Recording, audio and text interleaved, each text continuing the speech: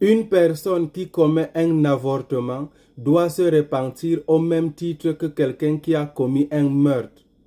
Une personne qui provoque un avortement doit être condamnée par la justice au même titre que quelqu'un qui a agressé un être humain jusqu'à sa mort.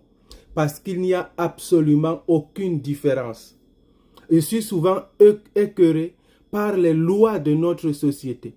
Parce que dans certains pays, imaginez, si une femme arrive à l'hôpital à 7 mois de grossesse, elle dit vraiment je n'en veux pas, c'est mon corps, je veux avorter, elle raconte ce qu'elle veut raconter. On va lui déléguer un médecin qui va l'assister dans le processus d'avortement. Donc on va avec des pinces, des PC, c'est un mot violent, j'ai même pas envie de prononcer ça, retirer l'enfant morceau par morceau, puis nettoyer son utérus. Et puis elle rentre tranquille, elle continue sa vie. Mais si elle attendait par exemple 2-3 semaines après et qu'elle accouchait d'un enfant et que là sur le lit de l'hôpital, elle décide de mettre fin à la vie de l'enfant, elle part en prison. C'est quoi la différence? Pourquoi ces lois sont si incohérentes selon mon interprétation? La vie d'un être humain, qu'on peut regarder à l'échographie, on voit des yeux, on voit des pieds, même si le fœtus ou l'embryon n'a que 4 semaines, on écoute une respiration.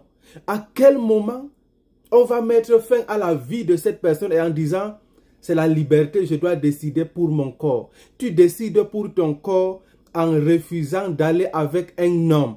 Tu refuses, ou bien tu décides pour ton corps en refusant de concevoir. Mais à partir du moment où tu conçois, il s'agit d'un être humain.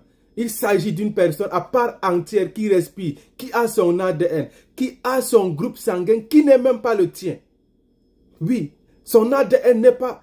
Mais comment ne comprenons-nous pas qu'il s'agit d'une personne à part entière, une identité intégrale?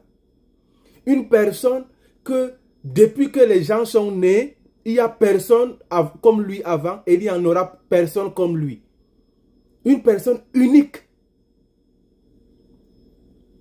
Parce que toutes ces personnes avortées ont leurs empreintes spécifiques qui ne peuvent être confondues à d'autres empreintes.